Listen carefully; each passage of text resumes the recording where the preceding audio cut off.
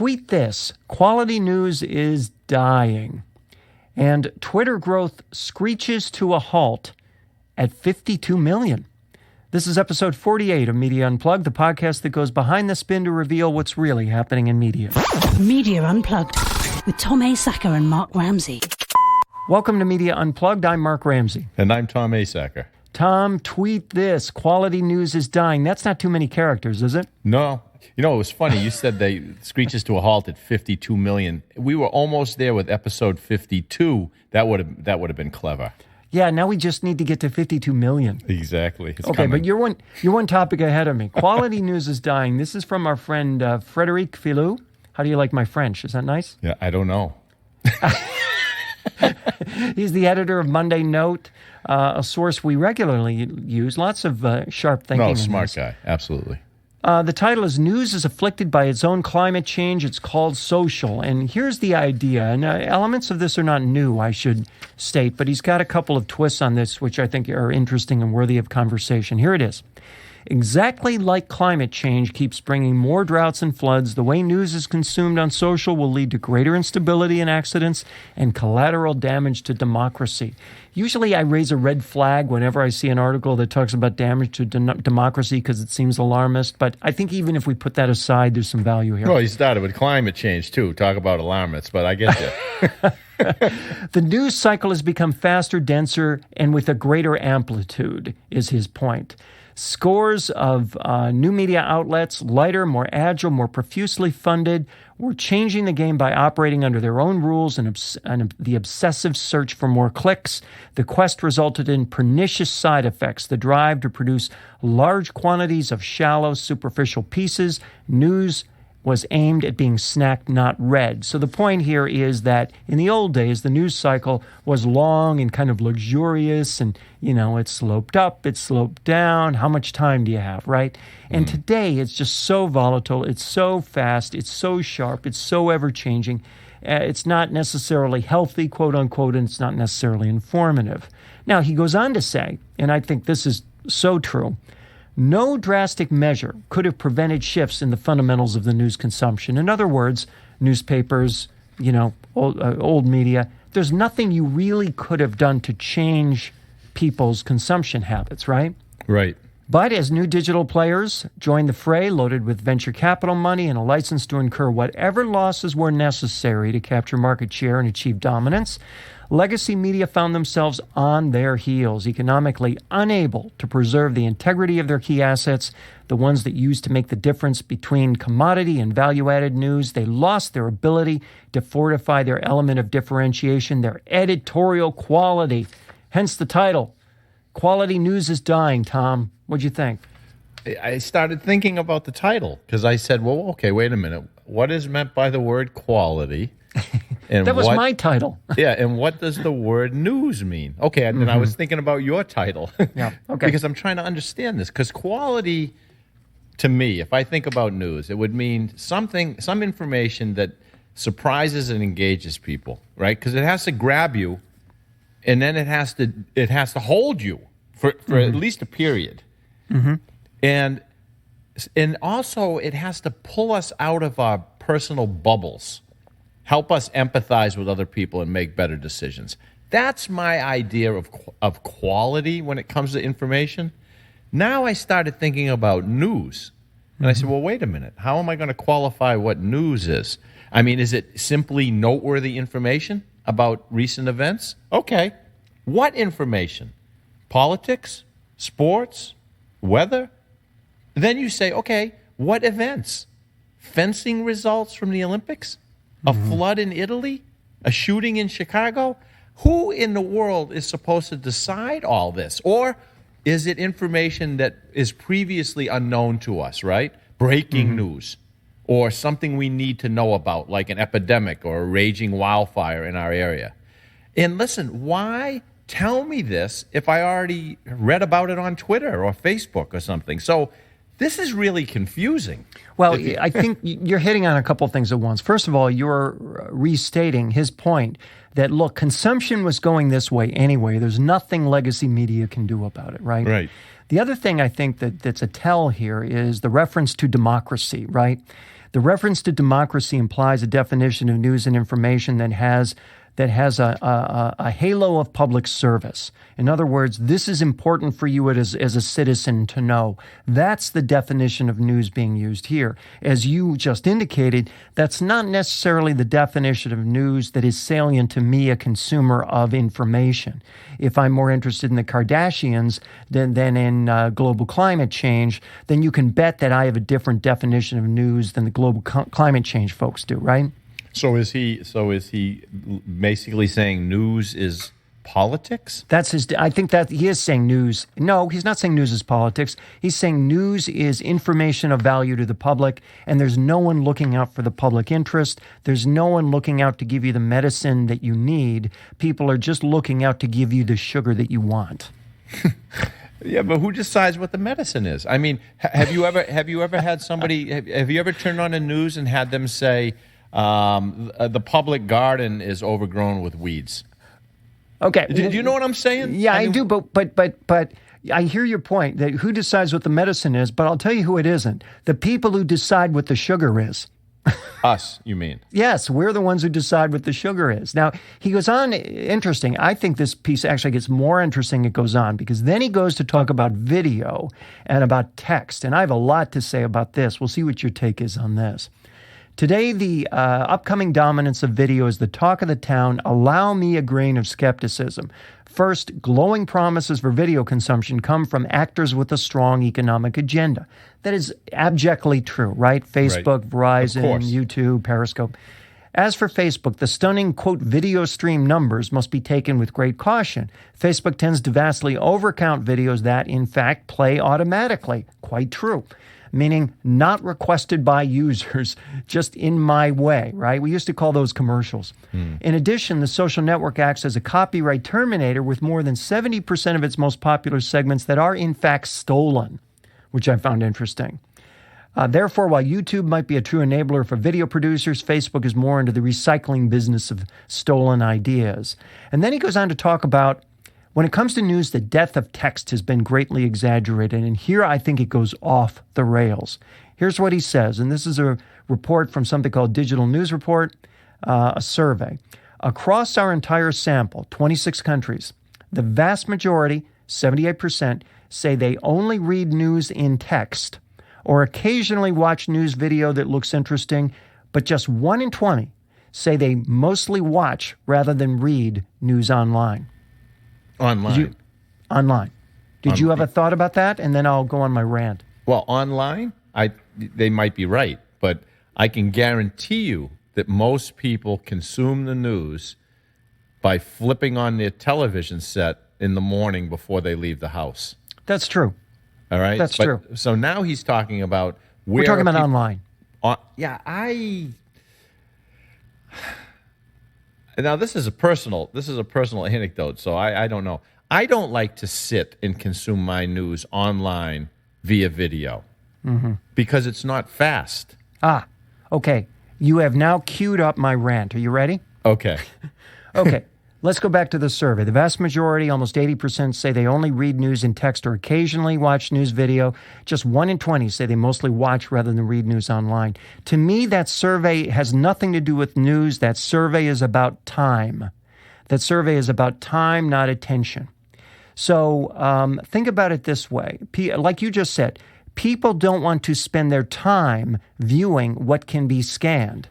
Right. Because the time it takes to scan is less than the time it takes to view. Exactly. So this is more about time. Now, that said, why does video matter, period? Video matters, period, because video is better at capturing attention than text is. Because one picture is, in fact, worth 1,000 words. So it's better at capturing attention. It's not necessarily better at satisfying attention. You see my point? I think so. I'm saying this is really, it really comes down to time. What people are really telling you is they want to spend as little time as possible. And if one picture is worth 1,000 words, I'll pay attention to that picture. But if you expect me to spend time watching something that I could digest in less time by reading it, why would I ever do that? Then the second thing is, the presence of text does not imply the presence of reading. Oh, no. We've gone over this. All these headlines that people read and nobody ever reads what's underneath it, right? It's not just that. I had an interesting observation I wanted to share with you, and tell me what you think about this. You, like I, occasionally are downloading books on Kindles, right? Yeah. You enable those highlights, right? So you can see what everybody's highlighting in the Kindle books you read. And we're talking nonfiction books, let's say. Have you noticed that the deeper you get into any Kindle book that contains highlights, the fewer highlights you find? Yeah, people have they're not reading the whole They're book. not reading the whole thing. That's exactly my point. That happens, Tom. I'll bet if you were to do a study and take 1,000 Kindle nonfiction books and just measure the highlights from the percentage, the first 10, 20, 30, 40, 50%, what you'd find is a precipitous decline that looks much like the precipitous decline of video viewing, ironically enough. So people don't get to the end of the video and they don't get to the end of the book. So again, this has much more to do with video equals great attention. Text may be greater satisfaction, but in any event, both come down to time. No, There's you're my right. rant for you. Listen, this isn't going to get better. I mean, this is what you're talking about is the fact that the average attention span of people has dropped from, what do the studies say, 12 seconds in 2000 to 8 seconds in 2015. Shorter than a goldfish or whatever, right? Right. But that's a direct result of how we're being conditioned by technology, by our mobile phones, by the way we scan the internet. They're feeding us this snackable content, which, by the way, is tailored to our specific desires and beliefs because it works, because that's what we click on. Now, I can tell you, I read about, on average, a book a week. And what it requires me to do is to carve out some quiet time and concentrate. And I usually do it in paper form. I also subscribe to like a half a dozen print magazines. And I can tell you, Mark, more and more, I find myself picking these magazines up at my P.O. box and tossing them directly into the recycle bin. Because my mind is conditioned to kind of skim. And it doesn't want to read these lengthy articles. Listen, especially if the subject matter has become known to me through, some other online curation that I do all day long. That's why I think as much as we bemoan the disappearance of some of this long-form journalism and so on, the real question is if you were to really chart how many people get 50% in, 75% in, 25, 30% in, that people would be appalled at what they see. And then they would have to sit back and say, well, now I understand why people prefer snack-sized content. Yeah, but listen, so here's the thing, right? So if you're doing a traditional print magazine, you've got to ask yourself a completely different question than what they're asking themselves. What they're asking themselves is, what are people interested in? And we know what it is because of all these online searches and all that. Well, guess what? If people are already online searching all this stuff and reading it online, and then you stick it on the cover of the print magazine, they don't want to read it. Because they've seen it. Because they've seen it. So what you need to do is you need to say, what is no one Googling? Let me put that on the cover of the magazine, and that will be something unexpected that will draw people in to get more information. That's just the other day I was in the store. I saw like a Time magazine special edition. These are the things they do now. And it was like 60 years of Star Trek. And I thought, I could buy that or I could just Google all that stuff. Exactly. This is what I'm trying to tell you. One other thing in this article that I thought was interesting, and I don't think this is not necessarily news, but again, it's good to be reminded that with the growth of digital advertising dollars, Facebook and Google are raking in 85 cents for every new dollar spent in digital advertising in the U.S. market. Let me repeat that. Yeah, I know. 85 cents for every new dollar spent.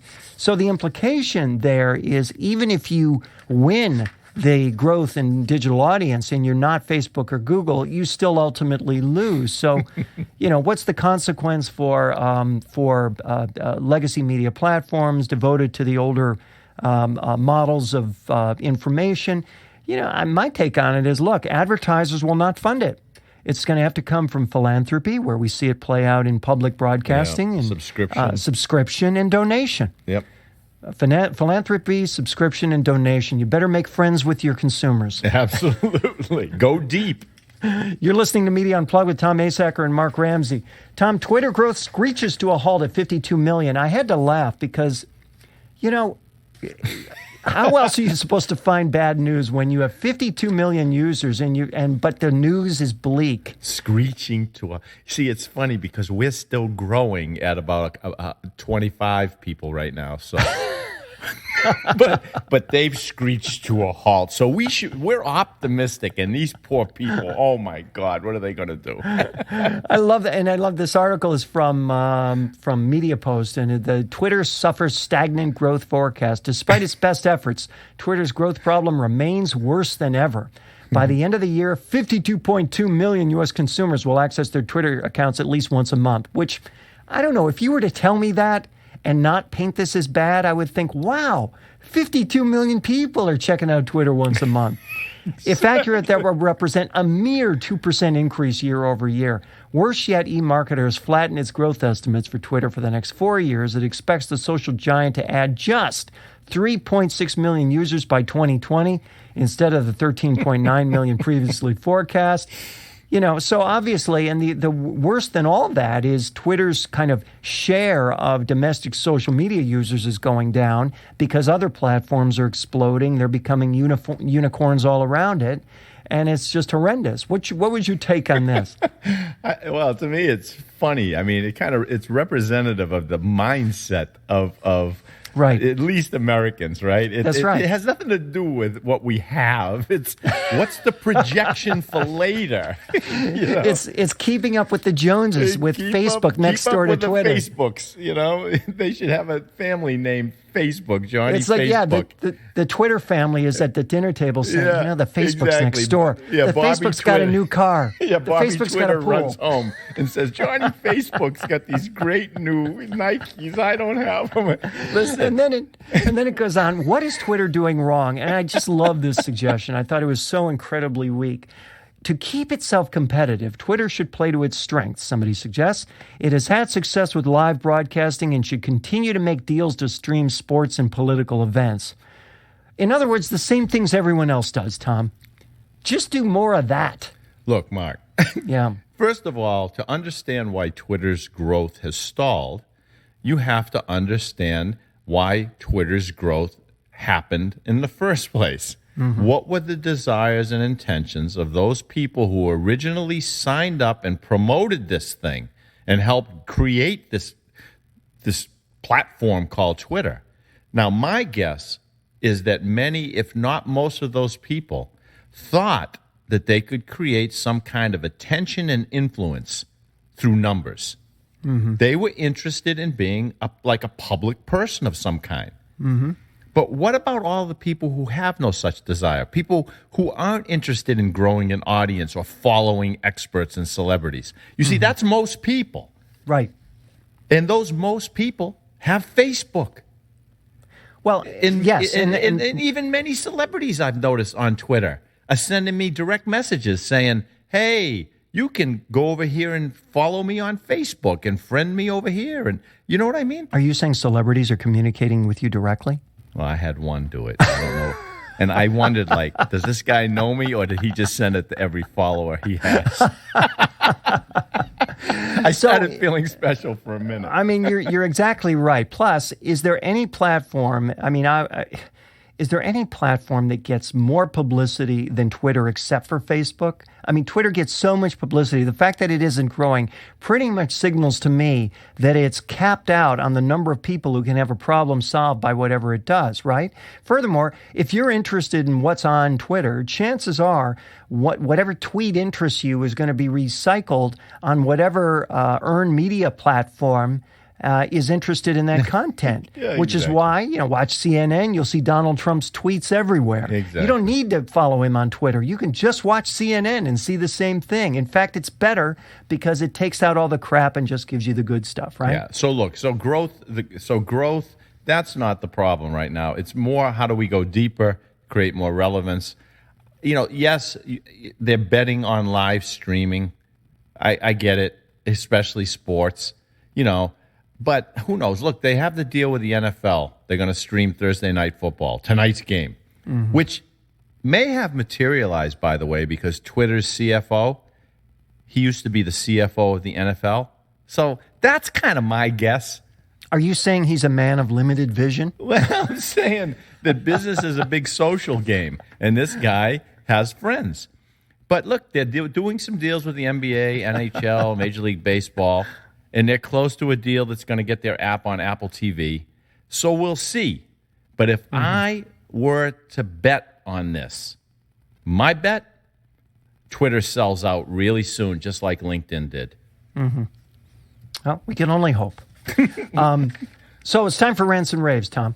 Oh, yeah? Am I going first? So you can always, one-up me? Okay, that's okay. That's fine. We'll switch this up at some point. All right, we can do it anytime you want. So this is a rave and rant on technology. Because I laugh. I swear to you, sometimes I see technologies and I go, that's cool. That makes sense. And then I see similar technologies, like, what the hell is this about? So I'm raving for what's coming to our new cars, right? For example, Genesis, Hyundai's new luxury division, they're going to be the first company that allows users to control car functions remotely using Amazon's Alexa voice commands. And you know I own one of these things, Yes, right? I do. Oh, she just lit up because she heard the word Alexa, so she's saying Tom wants Great. me, but I don't know what he wants. She's as smart as my dog.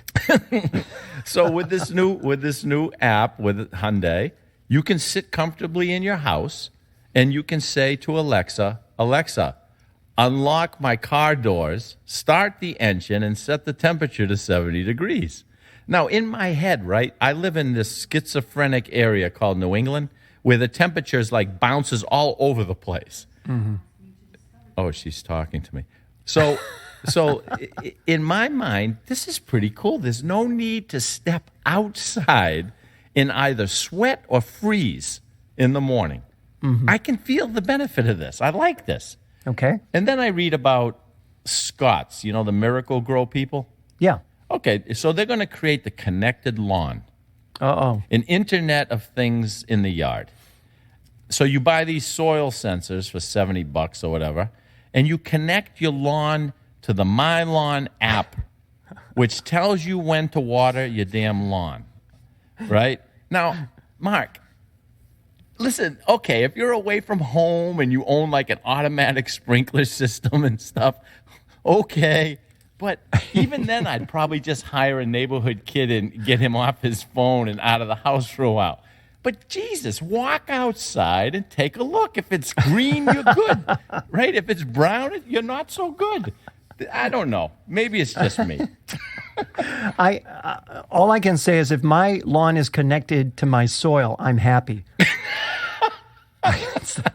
That's as much connection as I can take. It's funny you mentioned that whole kind of, technology one step beyond, because this is kind of vaguely related. I wasn't going to do this as a rant or a rave. It was close, but I decided it was just too complicated. But there's this new, but I'll do it now because you've cued me. There's this new podcast called Placemakers. It's from Slate, actually from Panoply, the folks who specialize not only in creating content, but in creating native ads for big brands. And Placemakers is in association with J.P. Morgan Chase.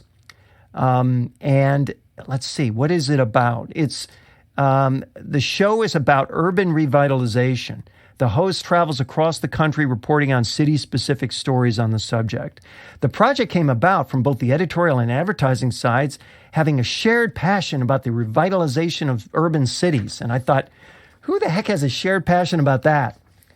And it's interesting because as I read about this and I thought, okay, Placemakers, JP Morgan Chase, and I thought, just because you can create a podcast and attach it to any big brand, should you? Well, it depends. How much money are you getting paid? Well, I don't doubt that's not the limiting factor here. I'm thinking more in terms of, is there really a reason for this content in the world? Do we really need this content in the world? Oh, God. There goes Chase as a sponsor. We lose sponsors each week. All right. But anyway, that's just the warm-up. This is my rant. Tom, I have bad news for you. Madame Tussauds is once again in the news. Oh, Jesus. We're back now, to this. Longtime listeners, and we have 3, will recall that a couple of our best episodes showcased events happening at Madame Tussauds. This is actually not Madame Tussauds Hollywood. This one is Madame Tussauds New York Wax Museum. By the way, that's a wax museum. Listen, if we don't do a Madame Tussauds reality type show or something, we have to do this now. The Media Unplugged live show is going to be at Madame Tussauds. Exactly. So here's the news. An imprint of Donald Trump's left hand was found on display at Madame Tussauds New York Wax Museum by The Hollywood Reporter. Using a measuring apparatus, the reporter found, which we used to call a ruler, the reporter found the hand to be a mere 7.25 inches compared to the average male hand size of 7.44 inches. The revelation threatens to further destabilize Trump's efforts to be president. I can't breathe. Some Madame Tussauds attendees were shocked as they compared their hands to Trump's. "It's pretty small," said Claire Severson, 22. "It's about the same size as mine, and I have a small hand. It's tiny." Maribel Ocampo, a 5-foot-tall woman, placed her hand over that of the 6-foot-2-inch Trump. Hers was slightly smaller. "They're very feminine," she noted of Trump's hands. They're the size of a regular-sized female. Ismael Gutierrez, a 24-year-old student, was also taken aback by dimensions of Trump's hand. "No way," he said. "That can't be." Gutierrez's hand was roughly the same size as Trump's, although at 5'4" he is almost a foot shorter. A guy that tall, I find that weird. Oh, my God. So once again, Madame Tussauds New York, which really should be a sponsor of this show, comes through with a standout exhibition. That is unbelievable. But the funniest thing about it is the fact that people create an association on this little hand size with something else. Instead, they should be saying, "Oh, his hand's little. Maybe he can't reach that button." You mean the button? The button. Oh, okay. That's Media Unplugged for this week. Please remember to subscribe to us at iTunes or on Stitcher. And while you're there, please rate the show. It helps other folks discover us. You can also catch us at art19.com, our new hosting home, Radio Inc., Media Village, Net News Check, and I almost said it like John Wayne, the American Marketing Association. You can follow Tom on Twitter at Tom Asacker and Mark at Mark Ramsey Media. Especially follow Tom because I just don't need all that extra effort. Yeah, and I'll DM you because I'm a celebrity. Send us your questions and comments using hashtag Media Unplugged. If there's a media topic you want us to cover or anything in the world of wax museums, please tweet us. Catch up on older episodes at our website, MediaUnplugged.net. Special thanks to the truly peerless producer of Media Unplugged, Mr. Jeff Schmidt. Exciting audio for media. Exciting is an understatement when it comes to Jeff. Oh, and he's going to edit out all this nonsense. I'd love I'm this sure guy. he won't. You can find him at jeff-schmidt.com. For Tom Asacker, I'm Mark Ramsey. Thank you so much for listening.